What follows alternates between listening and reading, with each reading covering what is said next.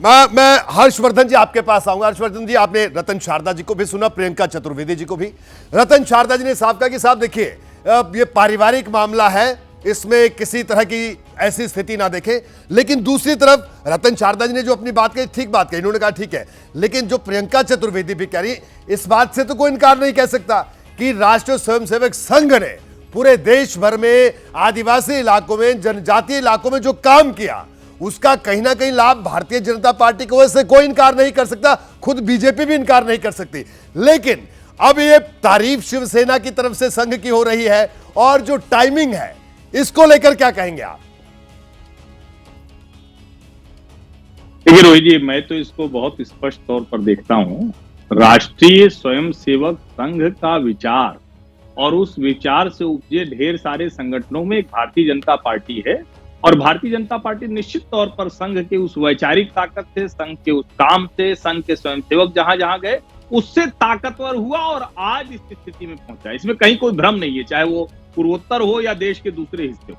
लेकिन यह भी सच है कि राष्ट्रीय स्वयंसेवक संघ से निकलकर जब एक बार भारतीय जनता पार्टी में गए, तो संघ कोई रोज का ना तो काम देखता है, ना तो संघ उनके लिए कहता है कि अच्छा चलो हम लाउड स्पीकर लगाओ, हम आकर माइक पर बोलेंगे। और अगर कोई एक उदाहरण ऐसा हो तो याद कराइए जिसमें संघ के नेता गए हों और उन्होंने भाषण देना शुरू किया हो कि भारतीय जनता पार्टी को चुनाव जिताई करिए। लेकिन निश्चित तौर पर समाज में वो उस तरह के वैचारिक एक तरह के वातावरण बनाने का काम करते हैं जो भारतीय जनता पार्टी को लाभ देता है। अब अगर भारतीय जनता पार्टी आज दुनिया की सबसे बड़ी पार्टी हो गई है और उसको लगने लगे कि हमें किसी वैचारिक अधिष्ठान की आवश्यकता नहीं है, लेकिन क्या ये लगने की स्थिति है? मुझे नहीं लगता कि संघ और भाजपा को अलग अलग करके देखा जा सकता है, मुझे ये कतई नहीं लगता। और एक बात और मैं कहूं, देखिए शिवसेना जो है, विशेष करके जो उद्धव जी की पार्टी है अभी, जो शिवसेना उद्धव बाला साहब ठाकरे हुई, वो कितना भी कोशिश कर ले लेकिन उस मूल विचार से बहुत दूर नहीं जा सकती है।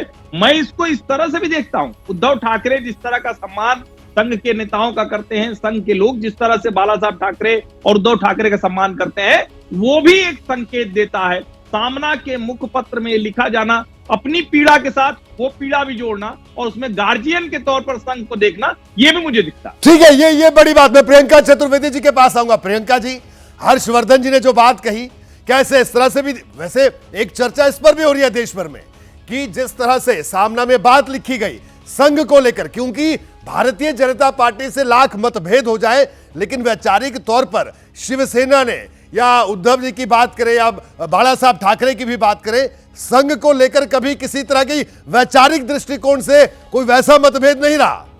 तो इसे क्या कोई सॉफ्ट कॉर्नर की तरफ देखा जा रहा है? भविष्य में किसी और तरीके से देखा जा सकता है, यह भी चर्चा है। नहीं, ऐसा है हर्षवर्धन जी, पहले निर्णय ले लें कि एक राजनीतिक पक्ष होने के नाते एक राजनीतिक पत्र जो आता है वो आरएसएस के बारे में वैचारिक बात करे या राजनीति से जुड़कर उनसे बात करे, पहले तो वो बता दें। इसमें अंतर क्या है? जो टाइम्स ऑफ इंडिया लिख देता है, जो हिंदुस्तान टाइम्स लिख देता है कि क्या आरएसएस का कंट्रीब्यूशन रहा है भारतीय जनता पार्टी में। रही बात वैचारिक मतभेद की या साथ में रहने की, तो आप मुझे बताइए क्या उनके विचार इस विचारों से सहमत हैं जो भारतीय जनता पार्टी ने शिवसेना के साथ किया? क्या वो इस बात से ठीक है, खुश हैं कि उन्होंने, कि भारतीय जनता पार्टी ने अपनी पूरा 2024 का कैंपेन सिर्फ भगवान श्री राम के नाम से किया, उनके ऊपर राजनीति की, और आज वो यह हाल आया कि वो फैजाबाद भी हार गए, और जहाँ जहाँ भगवान श्री राम के चरण पड़े हैं वहाँ से सब जगह से भारतीय जनता पार्टी का सफाया हुआ है।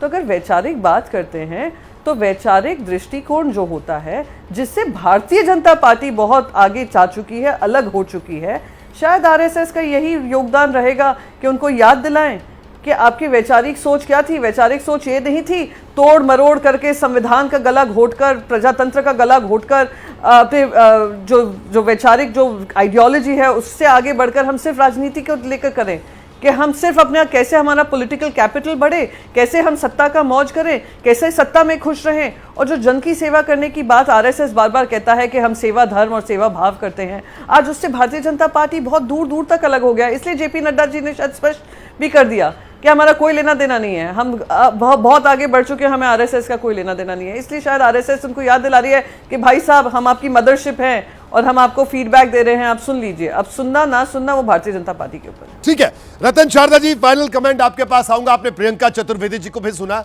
उनका यह कहना था कि उन्होंने तो सच्चाई बयां की है, सामना ने जो संघ ने किया है वो तो वही बात कर रहे हैं, लेकिन इसको राजनीति के चश्मे से देखा जा रहा है। और वो कह रहे हैं कि संघ जो कहता था वो बीजेपी नहीं कर रही है, वो भी ये बात कह रहे हैं। और संघ तो हमेशा से जो सही बात है उसका साथ देता है, आप ही लोग ये बात कहते हैं। रोहित जी देखिए, पहली बात तो ये है कि ये विक्टिमहुड खेलना कि बीजेपी ने शिवसेना तोड़ी, लेकिन ओरिजिनल हिंदुत्व की जीत के बाद में ये अलायंस तोड़ा किसने था? मुख्यमंत्री बनने के लालच में, एक 30 साल से चलता हुआ अलायंस मुख्यमंत्री बनने के लालच में इन्होंने तोड़ा, जिसके कारण सारे महाराष्ट्र की राजनीति में उथल पुथल हुई। इसके लिए वो इस प्रकार का दोष बीजेपी के माथे तो ना ही मड़े। दूसरी बात है, जो शिवसेना आज थोकमंद मुस्लिम वोट ट्रांसफर होने के कारण जीती है, वो तो हिंदुत्व की बात ना करे। तीसरी बात, जो मैंने कहा वो बात पे कायम हूँ। अगर इनको हिंदुत्व से प्रेम है, अगर इनको लगता है कि इन्होंने गलती की और संघ को अच्छा बताकर आना चाहते हैं वापस, तो इनका स्वागत है, लेकिन इनको भी गलती माननी पड़ेगी। विक्टिमहुड खेल बताइए प्रियंका जी, बड़ी बात कह रहे हैं रतन शारदा जी।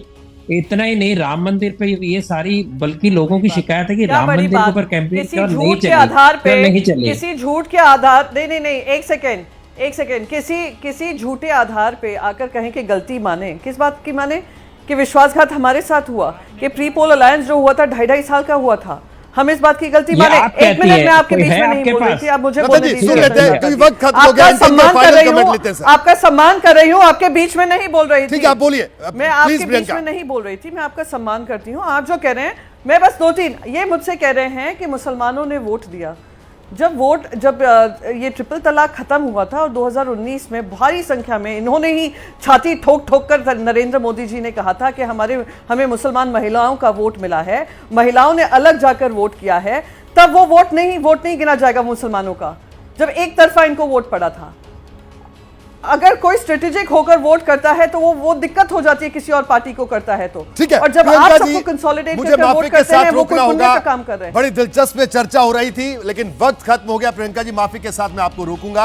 आपका बहुत बहुत शुक्रिया। रतन शारदा जी, आपका बहुत बहुत शुक्रिया। लेकिन हर्षवर्धन त्रिपाठी जी, इस पर एनालिसिस जारी रहेगा, क्योंकि दोनों तरफ से जो बातें हुई, देखा आप देख रहे थे, चाहे शिवसेना की तरफ से बात हो, चाहे संघ की तरफ से बात हो, साथ आने की बात हो रही है। लेकिन एक शर्त है।